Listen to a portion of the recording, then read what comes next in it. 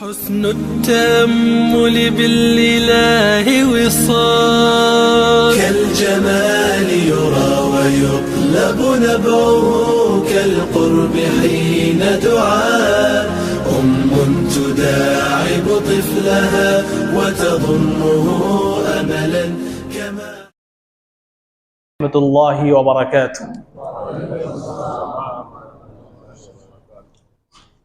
إن الحمد لله نحمده ونستعينه ونستغفره ونؤمن به ونتوكل عليه ونعوذ بالله من شرور أنفسنا وسيئات أعمالنا.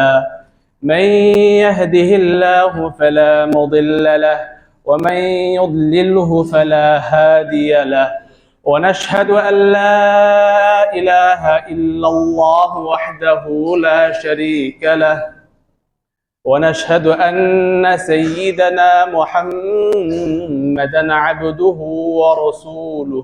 أما بعد، فقد قال الله سبحانه وتعالى في القرآن المجيد: أعوذ بالله من الشيطان الرجيم. بسم الله الرحمن الرحيم. واتل عليهم نبأ ابني آدم بالحق إذ قربا قربانا فتقبل من أحدهما ولم يتقبل من الآخر قال لأقتلنك قال إنما يتقبل الله من المتقين. صدق الله العظيم. وقال النبي صلى الله عليه وسلم: من ضحى طيبة نفسه محتسبا لأضحيته كانت له حجابا من النار، أو كما قال عليه الصلاة والسلام. سبحانك لا علم لنا إلا ما علمتنا إنك أنت العليم الحكيم. মহান আল্লাহ রব্বুল আলামিনের দরবারে লাখো কোটি শুকরিয়া যে মহান আল্লাহ রব্বুল আলামিন আমাদেরকে জিলকদ মাসের শেষ প্রান্তে এবং জিলহজ মাসের পূর্বে আমাদেরকে জুমার উদ্দেশ্যে আগে মসজিদে এসে কিছু দিনে কথা বলা ও শোনার তৌফিক দান করেছেন। এই জন্য অন্তরস্থল থেকে আল্লাহ তাআলা দরবারে লাখো কোটি শুকরিয়া আদায় করছি, আলহামদুলিল্লাহ। আমি যে আয়াতে কারিমা তেলাওয়াত করেছি, এই আয়াতের মধ্যে আল্লাহ রাব্বুল আলামিন আমাদের নবী হযরত মুহাম্মদ মুস্তাফা সাল্লাল্লাহু আলাইহি ওয়াসাল্লামকে আদেশ করছেন, নির্দেশ দিচ্ছেন, হুকুম দিচ্ছেন, হে নবী, আপনি আপনার উম্মতদেরকে আদমের দুই পুত্র হাবিল ও কাবিলের বর্ণনা সংবাদ যথাযথভাবে শুনিয়ে দিন। কি শুনিয়ে দিবে? ইদ কাররাবা কুরবানান, যখন তারা উভয়ে অর্থাৎ হাবিল ও কাবিল তারা কুরবানি পেশ করলো, ফাতুকুব্বিলা মিন আহাদিমা, তাদের দুইজনের একজনের কুরবানি আল্লাহ রাব্বুল আলামিন কবুল করলেন, ওয়ালাম ইউতাকাব্বাল মিনাল আখার, অপরজনের কুরবানি আল্লাহ রাব্বুল আলামিন গ্রহণ করলেন না, কবুল করলেন না।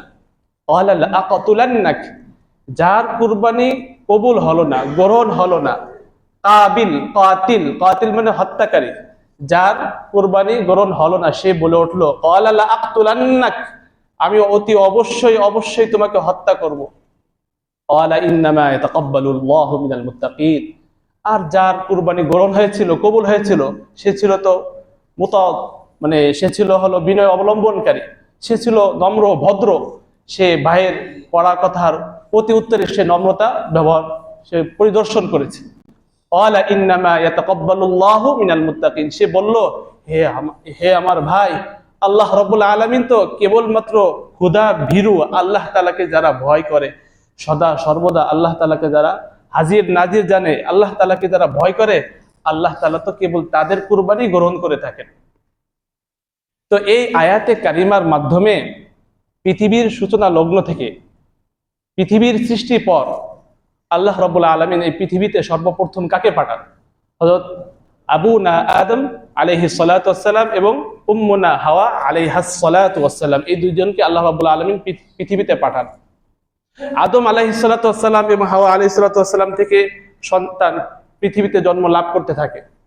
তখন এক পর্যায়ে আদম আলাইহিস সালাতু ওয়াসসালাম এর সন্তান অর্থাৎ ছেলে মেয়ে ছাড়া দুনিয়াতে আর কেউ ছিল না। কিন্তু দুনিয়াতে সন্তানের প্রচার প্রসার ঘটাতে গেলে তো বিবাহ বন্ধনে আবদ্ধ হতে হবে।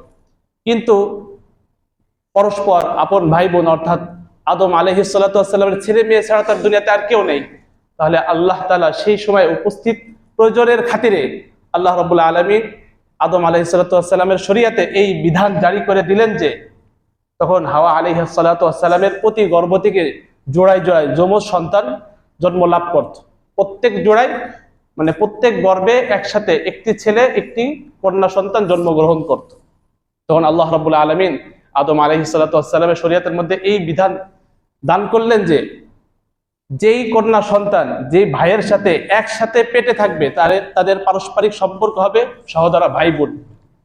আর সহোদরা ভাই বোনের মাঝে আপন ভাই বোনের মাঝে বিবাহ বন্ধনে আবদ্ধ হওয়া হারাম। এটা ছিল আদম আলাইহিস সালাতু ওয়াসসালামের শরীয়তের বিধান। তাহলে এখন বিবাহ বন্ধনে আবদ্ধ হতে গেলে কি করতে হবে?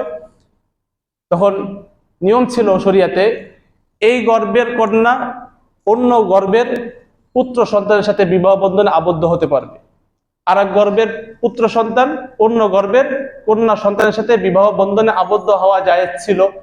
এটা হলো সাময়িক আদম আলাইহিস সালাতু ওয়াসসালামের শরীয়তের মধ্যে এই বিধান আল্লাহ রাব্বুল আলামিন জারি করে দিয়েছিলেন। ঘটনাক্রমে যখন হাবিল এবং কাবিল, হাবিল আর কাবিল, হাবিলের সাথে যে সহোদর বোন জন্ম লাভ করেছিল সে ছিল কম সুন্দরী, কমা ছিল, তার নাম ছিল লিউজা। তার নাম কি ছিল? লিউজা। এই হাবিল এবং সে কম সুন্দরী বোন একসাথে মায়ের পেটে একসাথে ছিল। এ ছিল হলো কাতিল, যে ভাই আদম আলাইহিস সালাতু ওয়াসসালামের শরীয়তকে মেনে নিতে পারেনি, পিতার আদেশকে লঙ্ঘন করলো যে না আমি অন্য গর্ভের কন্যা সন্তান, তোমার কন্যা সন্তানকে আমি বিবাহ করব না, আমি মায়ের পেটে যে বোনের সাথে ছিলাম এই বোন অনেক সুন্দরী, আমি একেই বিয়ে করব। অথচ শরীয়তের মধ্যে কি ছিল? এটা নিষিদ্ধ ছিল। তখন আদম আলাইহিস সালাতু ওয়াসসালাম অনেক বকাঝকা লাগালেন, কেন তুমি এমনটি করবে? আল্লাহ তাআলার নির্দেশ এমনটি। ঠিক আছে, তুমি যখন আমার কথা শুনবে না, শরীয়ত মানবে না, ঠিক আছে, তোমরা আল্লাহ তাআলার দরবারে কুরবানি পেশ করো। আল্লাহ তাআলা যার কুরবানি গ্রহণ করবেন, কবুল করবেন, তার সাথেই পরমা সুন্দরী আকলিমার বিবাহ হবে। তখনকার নিয়ম অনুযায়ী আদম আলাইহিস সালাতু ওয়াসসালামের শরীয়ত অনুযায়ী তখন বিধান ছিল এই, যারা কুরবানি পেশ করত আসমান থেকে অগ্নিশিখা এসে যার কুরবানিটাকে ভস্ম করে দিত, উঠিয়ে নেওয়া হতো, তার কুরবানি কবুল হয়েছে বলে আল্লাহ তাআলা গ্রহণ করেছেন বলে বিবেচিত হতো। আর যারটা জমিনের মধ্যে পড়ে থাকতো তারটা গ্রহণ হয়নি বলে বিবেচিত হতো। তো ইতিহাসের মধ্যে লেখা হয় যে এই আদমের পুত্র কাবিল যে কাতিল ছিল, যে বাবার এই শরীয়তকে মেনে নিতে পারিনি, সে ছিল হলো চাষি, ক্ষেত খামারের কাজ করত। তো যখন তাকে বলা হলো তুমি কুরবানি পেশ করো, তখন সে তার ক্ষেত খামার থেকে কিছু শীষ নিয়ে আসছে, খাদ্যর শীষ নিয়ে এসে সেই শীষ থেকে ভালো ভালো খাদ্যগুলো আলাদা রেখে বাজে খাদ্যগুলো সে আল্লাহ রাব্বুল আলামিনের দরবারে কুরবানি পেশ করলো। বাজেগুলো না ভালোগুলো? বাজে মালগুলো সে আল্লাহ রাব্বুল আলামিনের দরবারে কুরবানি হিসেবে পেশ করলো। আর অপরদিকে হাবিল যে ছিল সে ছিল পেশায় ছিল চাষি, সে পেশায় ছিল হলো পশু পালনকারী। কি পালন করতো? পশু পালন করত। তখন যখন তাকে বলা হলো তুমি কুরবানি পেশ করো, সে তার পশুপালের মধ্যে থেকে সব থেকে ভালো, দেখতে শুনতে সুন্দর যেটা আল্লাহ রাব্বুল আলামিনের দরবারে কুরবানি হিসেবে সেটা পেশ করলো। তখন আল্লাহ তাআলা সেই সময়ের কুরবানির গ্রহণ করা না করার বিধান অনুযায়ী আকাশ থেকে অগ্নিশিখা এসে হাবিলের কুরবানিটি ভস্ম হয়ে গেল। অর্থাৎ সে যে পশু পালনের মধ্য থেকে যেটা পেশ করেছিল, আল্লাহ রাব্বুল আলামিন সে পশুটাকে উপরে উঠে নিলেন এবং সেটা জান্নাতে বিচরণ করতে থাকে। যখন এভাবে কাবিল যে ছিল সে তো প্রথমেই বাবার শরীয়তকে মেনে নিতে না পেরে সে বাবার সাথে বিয়াদবি করলো। ফলে এরপরে বাবা তাকে বলল তুমি কুরবানি পেশ করো, যদি তোমার কুরবানি আল্লাহ তাআলার দরবারে কবুল হয়ে থাকে তাহলে তুমি আকলিমাকে বিবাহ করতে পারবে। দ্বিতীয় অপশনে এসে যখন সে আবারও ফেল করলো, তখন সে ক্ষুব্ধ হয়ে গেল, ধৈর্য হারা হয়ে বলল ভাইকে আমি অবশ্যই তোমাকে হত্যা করব। তখন ভাই প্রতি উত্তরে বলে উঠলো হে ভাই, আল্লাহ রাব্বুল আলামিন তো অহংকারীর আমল গ্রহণ করেন না। আল্লাহ তাআলা তো যারা বিনয়ী, যারা আল্লাহ তাআলাকে সদা সর্বদা ভয় করে, আল্লাহ তাআলা তাদের কৃতকর্মকে গ্রহণ করে থাকেন। এই হলো পৃথিবীর সূচনা লগ্নের কুরবানির ইতিহাস। কিন্তু চলুন, আমাদের কুরবানির ইতিহাস কোথায়? আমাদের কুরবানির ইতিহাসের সম্পর্ক ইব্রাহিম আলাইহিস সালাতু ওয়াস সালাম এবং তার ছেলে ইসমাইল আলাইহিস সালাতু ওয়াস সালাম থেকে আমাদের কুরবানির ইতিহাস। সর্বকালে সব সময় কুরবানির বিধান ছিল, এক এক সময় এক এক রকম ছিল, কিন্তু আমাদের ইতিহাস ইব্রাহিম আলাইহিস সালাতু ওয়াস সালাম এবং তার ছেলে ইসমাইল আলাইহিস সালাতু ওয়াস সালাম থেকে শুরু। যখন আল্লাহ রাব্বুল আলামিন ইসমাইল আলাইহিস সালাতু ওয়াস সালামকে কুরবানির হুকুম দিলেন, তখন ইব্রাহিম আলাইহিস সালাতু ওয়াস সালামের একমাত্র সন্তানই ছিলেন ইসমাইল আলাইহিস সালাতু ওয়াস সালাম। কোন কোন ঐতিহাসিক বিবরণ অনুযায়ী তার বয়স ছিল 14 বছর। কত বছর? 14 বছর। যখন কোনো ছেলের বয়স 14 বছর হয়, তখন কিন্তু ওই 14 বছর বয়সী ছেলেকে নিয়ে বাবা বিভিন্ন কল্পনা, বিভিন্ন তার উজ্জ্বল ভবিষ্যৎ নিয়ে পরিকল্পনা করতে থাকে। এই ছেলে বড় হবে, অনেক কিছু অর্জন করবে, অনেক কিছু শিখবে, এই ছেলের মাধ্যমে আমার সুনাম হবে, এভাবে বাবা বিভিন্ন স্বপ্ন দেখতে থাকে, তার উজ্জ্বল ভবিষ্যৎ কামনা করতে থাকে। ঠিক এই মুহূর্তে আল্লাহ রাব্বুল আলামিন ইব্রাহিম আলাইহিস সালাতু ওয়াস সালামকে স্বপ্ন দেখালেন। কি স্বপ্ন দেখালেন? স্বপ্ন দেখালেন যে তিনি তার ছেলে ইসমাইলকে জমিনে কাত করে শুয়েছেন এবং তাকে জবে করার জন্য প্রস্তুতি নিয়েছেন। মুফাসসিরিনে কিরাম বলেন, আল্লাহ রাব্বুল আলামিন চাইলে তো স্বপ্নে না দেখিয়ে সরাসরি হুকুম দিতে পারতেন, হে ইব্রাহিম, তুমি তোমার ছেলে ইসমাইলকে জবাই করো। তা আল্লাহ রাব্বুল আলামিনের বিভিন্ন কাজের মধ্যে বিভিন্ন ধরনের হিকমত, রহস্য, কৌশল থাকে। তো ইব্রাহিম আলাইহিস সালামকে সরাসরি হুকুম না দিয়ে স্বপ্নের মধ্যে আল্লাহ রাব্বুল আলামিন এই হুকুম, কুরবানির হুকুম দেওয়ার যতগুলো হিকমত, রহস্য আর কৌশল থাকতে পারে, তার মধ্যে একটি রহস্য হলো এই, আল্লাহ রাব্বুল আলামিন যদি তাকে স্বপ্নে না দেখিয়ে সরাসরি হুকুম দিতেন, তাহলে গলা না কাটা পর্যন্ত কুরবানি হতো না। গলা না কাটা পর্যন্ত কুরবানি হতো না। বুঝে থাকলে বলুন তো, গলা কাটলে কুরবানি হয় না গলা না কাটলে কুরবানি হয়? গলা কাটলে। যদি আল্লাহ তাআলা বলতেন সরাসরি স্বপ্নে না দেখে, হে ইব্রাহিম, তুমি তোমার ছেলে ইসমাইলের গলা কাটো, কুরবানি করো, স্বপ্নে না দেখে যদি সরাসরি বলতেন, তাহলে তো গলা কাটতেই হতো। কিন্তু আল্লাহ তাআলার ইচ্ছে তো এটা নয়। আল্লাহ তাআলার ইচ্ছে হলো, দেখি আমার খলিল, আমার হাবিব, আমার রসুল, দেখি তাকে স্বপ্নের মধ্যে দেখি হুকুম দিই, বিধান দিই, দেখি সে কি করে, সে কি তার দিল, তার অন্তর আমার এই বিধান পালন করার জন্য তৈরি কিনা, প্রস্তুত কিনা। এখানে একটি কথা, সেটি হলো এই, যখন ইব্রাহিম আলাইহিস সালাম এই স্বপ্ন দেখেন, তখন তিনি ছিলেন সিরিয়াতে। সেই দিনের তারিখটা ছিল হলো জিলহজ মাসের 8 তারিখ। এই জন্য জিলহজ মাসের 8 তারিখে বলা হয় ইয়াউমুত তারবিয়া। অর্থাৎ তারবিয়া অর্থ হলো দ্বিধাদ্বন্দ্ব, কি যেন মানে সন্দেহের একটি বিষয়। যেহেতু ওই দিন ইব্রাহিম আলাইহিস সালাম স্বপ্ন দেখেছিলেন, স্বপ্নের মধ্যে ডাইরেক্ট এই ধরনের একটা হুকুম তার কাছে একটু কেমন মনে হল। পরের দিন অর্থাৎ 9 জিলহজ, ওই দিন আবারও স্বপ্ন দেখাইলেন আল্লাহ তাআলা। যখন স্বপ্ন দেখাইলেন, তিনি দ্বিতীয় দিন স্বপ্ন দেখার পরে নিশ্চিত হয়ে গেলেন, তিনি বুঝে ফেললেন যে এটা আল্লাহ তাআলার পক্ষ থেকে এই নির্দেশ এসেছে। এই জন্য ওই দিনকে বলা হয়, এই জানা, শোনা, বুঝতে পারা, এই জিনিসটাকে বলা হয় আরাফা ইয়ারিফু। আরবিতে কি বলা হয়? মারিফা বলা হয়। এই জন্য আরাফা বলা হয়। এই জন্য 9 জিলহজকে বলা হয় ইয়াউমুল আরাফা। এই হলো এইগুলোর ওয়াজহে তাসমিয়া, নামকরণের কারণ। তো স্বপ্নেরও বিভিন্ন ক্যাটাগরি রয়েছে। যেমন রসুলগণকে স্বপ্ন দেখান একমাত্র আল্লাহ। রসুলগণকে শয়তান কখনো স্বপ্ন দেখাইতে পারে না। শয়তানের এই অধিকার, মানুষ নবীদের উপর শয়তানের এই অধিকার চলে না। এই জন্য রসুলগণ যে সমস্ত স্বপ্ন দেখেন, এগুলো শতকরা শতভাগই সত্য। আর আমি উম্মত যদি স্বপ্ন দেখি, তাহলে তার 3 প্রকার। কত প্রকার? 3 প্রকার। এক প্রকার হলো খিয়ালি, আর এক প্রকারের নাম হলো শয়তানি, আর এক প্রকারের নাম হলো রহমানি। এখন চলুন, খেয়ালি কোনটাকে বলা হয়? খেয়ালি স্বপ্ন ওই স্বপ্নকে বলা হয় যেটা নিয়ে বান্দা সবসময় জল্পনা কল্পনা করতে থাকে, অথবা সমাজের মধ্যে যে সমস্ত বিষয় অহরহ ঘটতে থাকে, ঘুমাইলেই বান্দা এটাই স্বপ্ন দেখে। এই স্বপ্নের কোনো অর্থ নেই, এটা অনর্থক স্বপ্ন। এটা হলো তার চিন্তা, জল্পনা কল্পনার ফসল, এটার কোনো অর্থ নেই। দ্বিতীয় প্রকার হলো শয়তানি স্বপ্ন। শয়তানি স্বপ্ন কোনটা? শয়তান যে স্বপ্নটা মানুষকে 2 কারণে দেখায় থাকে। সে স্বপ্নের মাধ্যমে বান্দা হয়তোবা ভয় পাবে, নয়তোবা তাকে বিপদগামী করার ব্যবস্থা করা হবে। উদাহরণস্বরূপ কেউ স্বপ্ন দেখলো যে অমুক মাজারে গিয়ে বাবার নামে সেখানে যদি গরু জবাই করা হয় তাহলে আমার ছেলে সুস্থ হয়ে যাবে, এই স্বপ্ন কেউ দেখলো, তাহলে এই স্বপ্ন তার পালন করা যাবে না। কারণ হলো এই স্বপ্নটি শয়তান তাকে দেখিয়েছে বিপদগামী করার জন্য। এই স্বপ্নটা হলো রসুলের তরিকা বিরোধী, আল্লাহ শরিয়াতের পরিপন্থী, মুহাম্মাদী শরিয়াতের পরিপন্থী স্বপ্ন। এই স্বপ্ন এটা শয়তানের পক্ষ থেকে দেখানো হয়েছে তাকে বিপদগামী করার জন্য। আর প্রকার স্বপ্নের নাম হলো রহমানি।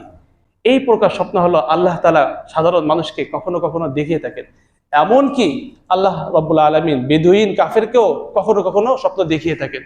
কি কারণে? এখানেও দুই প্রকার, এটাও দুই কারণে আল্লাহ রাব্বুল আলামিন সাধারণ মানুষকে কখনো কখনো বেদুইন কাফেরদেরকেও আল্লাহ তাআলা স্বপ্ন দেখিয়ে থাকেন।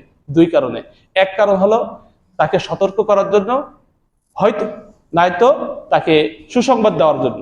এই দুই কারণে আল্লাহ রাব্বুল আলামিন বান্দাকে স্বপ্ন দেখিয়ে থাকেন। তো আমি বান্দা যেদিন স্বপ্ন দেখব, আমার স্বপ্নটি হয়তোবা খেয়ালি হবে, নাইতোবা আমার স্বপ্নটা শয়তানি হবে, নাই কি হবে, রহমানি হবে।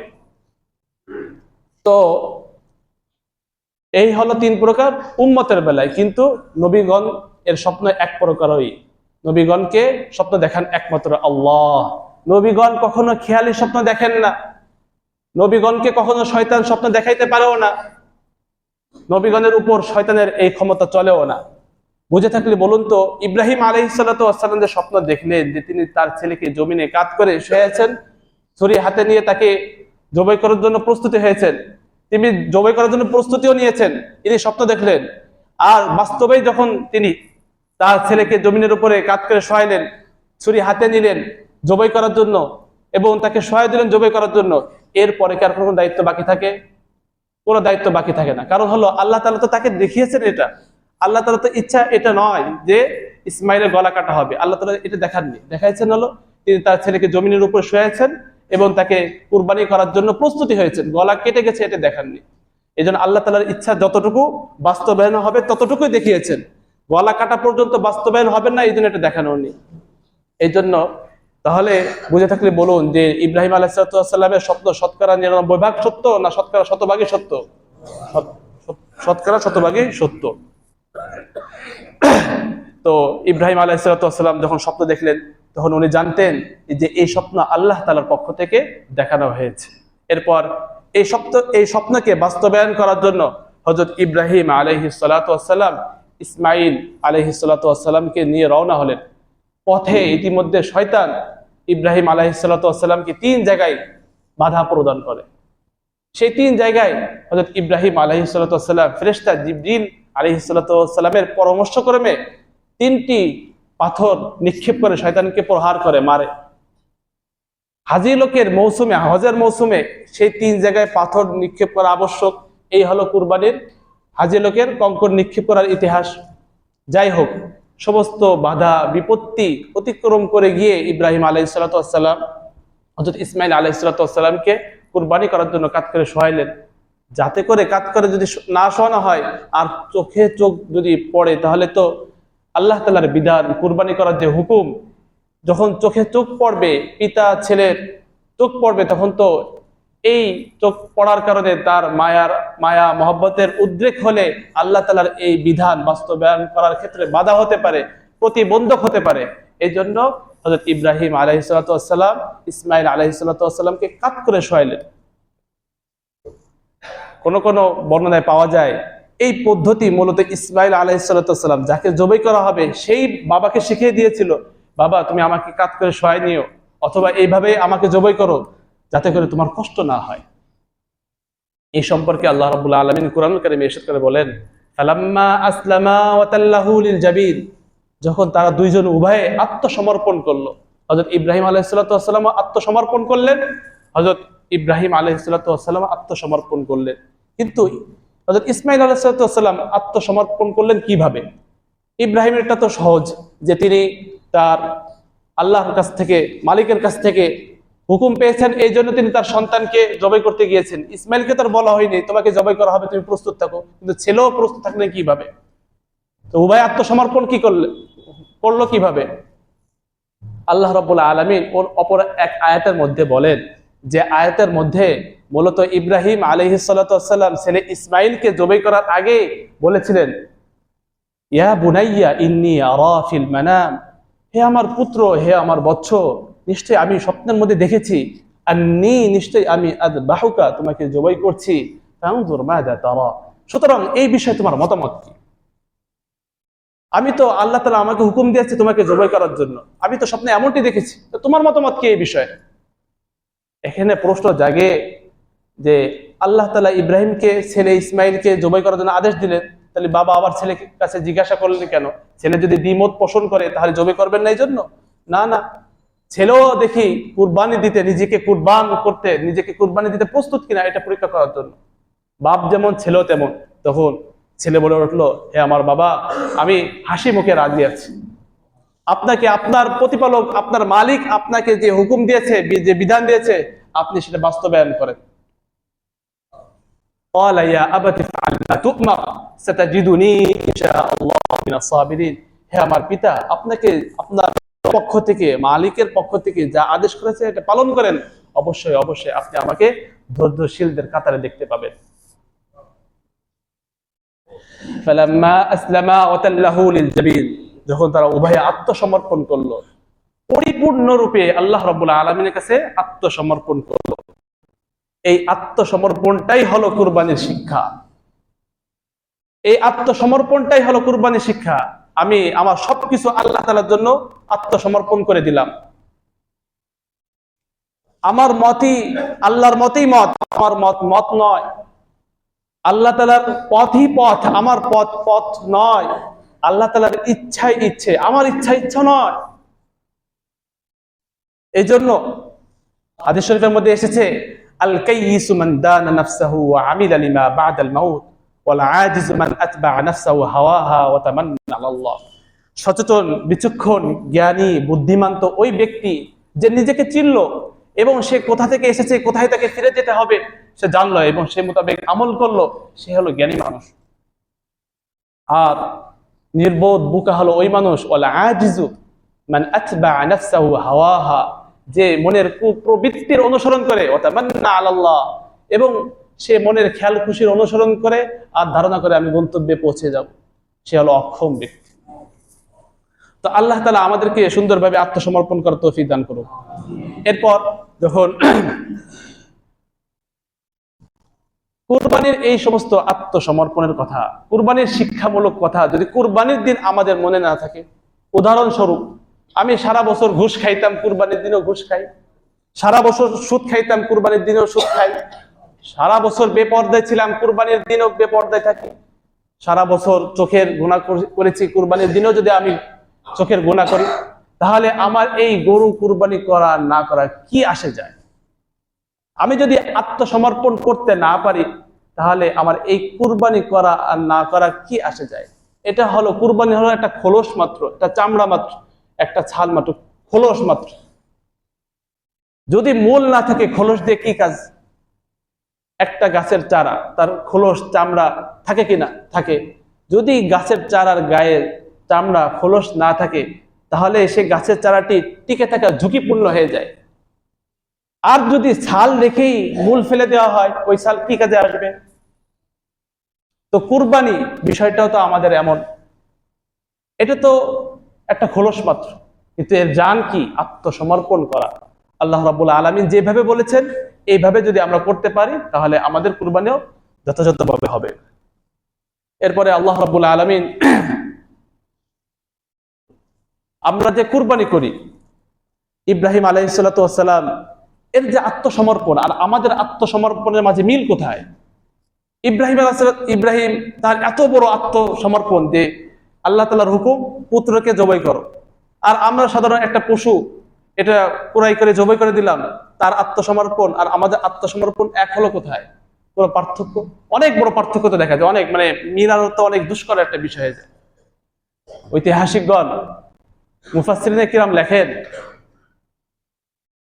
যখন আমি আমার মনের মধ্যে, দিলের মধ্যে গুনার প্রতি যে আকর্ষণ রয়েছে, যখন সেটাকে আমি বিসর্জন দিব, তখন আমার এই বিসর্জন দেওয়াটা ইব্রাহিম আলাইহিস সালাতু ওয়াস সালাম তার ছেলের প্রতি যে মায়া ছিল, তিনিও তো সেই মায়াকে বিসর্জন দিয়েছিলেন। ইব্রাহিম আলাইহিস সালামের ছেলের প্রতি যে মহব্বত ছিল, সে মহব্বতকে তিনি বিসর্জন দিয়েছিলেন।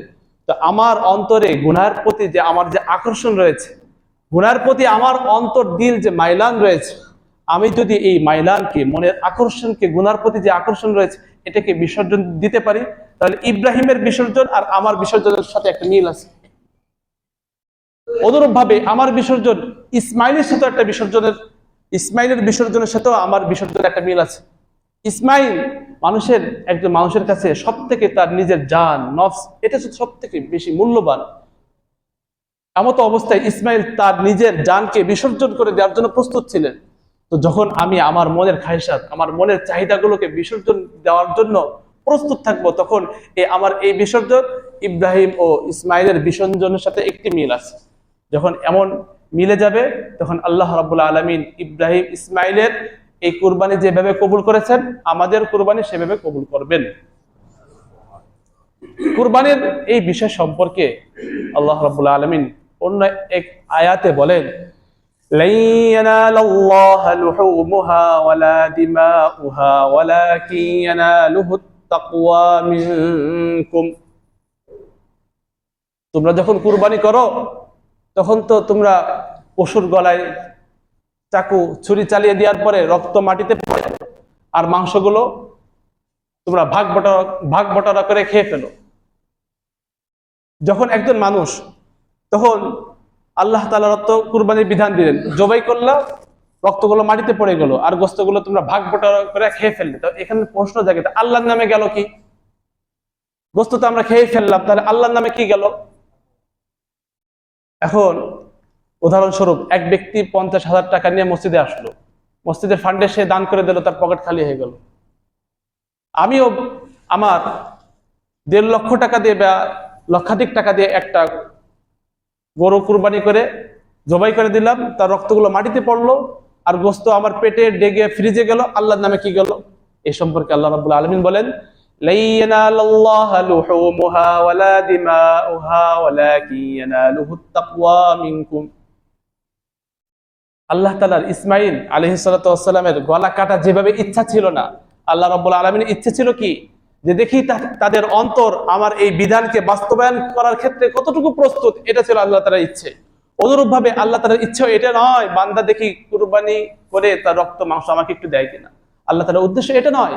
আল্লাহ তাআলার উদ্দেশ্য আমার বান্দা দেখি এই কুরবানির মাধ্যমে সে তাকওয়া অর্জন করে কিনা, তাকওয়া অর্জন করে কিনা।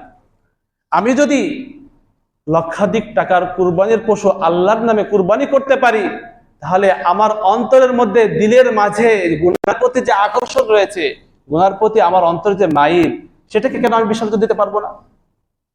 আমি যদি লক্ষাধিক টাকার মায়া বিসর্জন করে কুরবানি দিতে পারি, তাহলে আমার অন্তরের মধ্যে গুনার প্রতি যে আগ্রহ রয়েছে, নাজায়েজ গুনার প্রতি যে আগ্রহ রয়েছে, সেটাকে কেন বিসর্জন দিতে পারবো না? আমি যদি এমনটি বিসর্জন না দিতে পারি, তাহলে আমার কুরবানি কবুল হলো কোথায়? আমার আত্মসমর্পণ মিলল কোথায়? তাহলে কুরবানি কবুল হওয়ার জন্য আমার আত্মসমর্পণ ইব্রাহিম ও ইসমাইলের আত্মসমর্পণের হবে। তখন আল্লাহ রাব্বুল আলামিন ইব্রাহিম ও ইসমাইলের কুরবানিকে যেভাবে কবুল করেছেন, ওইভাবে আমাদের কুরবানিকেও কবুল করবেন। কুরবানি যখন আল্লাহ রাব্বুল আলামিন কবুল করবেন, যার কুরবানি কবুল করবেন, আল্লাহ রাব্বুল আলামিন ওই বান্দার অতীত জীবনের সমস্ত গুনাহ খাতাকে মাফ করে দিবেন। এই জন্য আমাদের প্রত্যেককে মুত্তাকি হতে হবে। তাকওয়া জিনিসটি কি? তাকওয়া জিনিসটি কি? ওয়ালিবাসুত তাকওয়া যালিকা খায়র। তাকওয়ার পোশাকই হলো সর্বোত্তম পোশাক। আমাদের পোশাক যেভাবে আমাদেরকে গরম ঠান্ডা থেকে বাঁচায়, যুদ্ধের ময়দান থেকে যোদ্ধাদেরকে যেভাবে পোশাক বাঁচায়, অনুরূপ ভাবে তাকওয়ার পোশাকে কেউ যদি আচ্ছাদিত হয়, তাকওয়ার পোশাকও তাকে গুনাহ থেকে বাঁচাবে। সর্বোত্তম এই ক্ষেত্রে উদাহরণ হলো হযরত উবাই ইবনে কাব রাদিয়াল্লাহু তাআলা আনহুকে ওমর ফারুক রাদিয়াল্লাহু তাআলা আনহু জিজ্ঞেস করছেন, ইয়া উবাই, তাকওয়া কি জিনিস? তখন উবাই ইবনে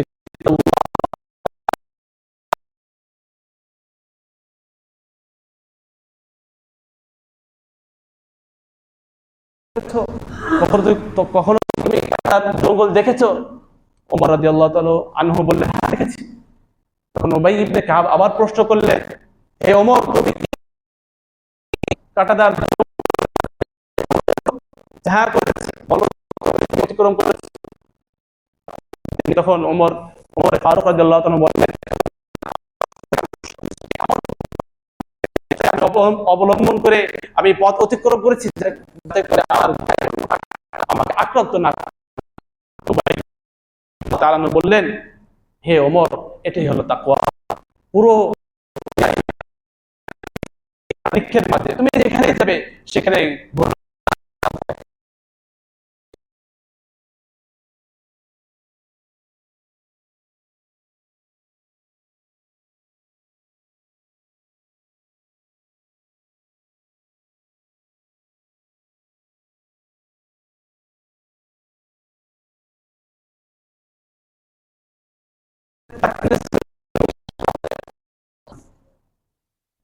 বলা হয়েছে যারা টাকনুর নিচে কাপড় পরে তারা জাহান্নামে যাবে। বলেন তো, পা যদি জাহান্নামে যায় বাকিটা কি যাবে?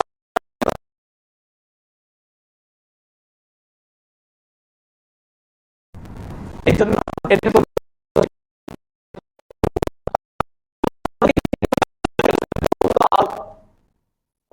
তাহলে বড় মাফ করা, এটা তাকওয়ার করে যদি আমরা গুনাহ করি,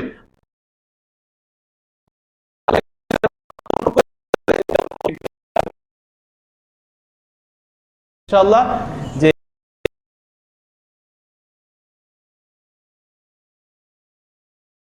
আলামিনের কাছে কুরবানির রক্ত মাংস কোনো কিছুই পৌঁছায় না। আল্লাহ তাআলা শুধুমাত্র বান্দার তাকওয়াকে, আত্মসমর্পণকে কবুল করেন, গ্রহণ করেন। আল্লাহ রাব্বুল আলামিন আমাদের সকলকে মুত্তাকি হওয়ার এবং ইব্রাহিম ও ইসমাইলের মতো আত্মসমর্পণ করে কুরবানি করার তৌফিক দান করুক। ওয়া আখির দাওয়ানা আনিল হামদুলিল্লাহি রাব্বিল আলামিন।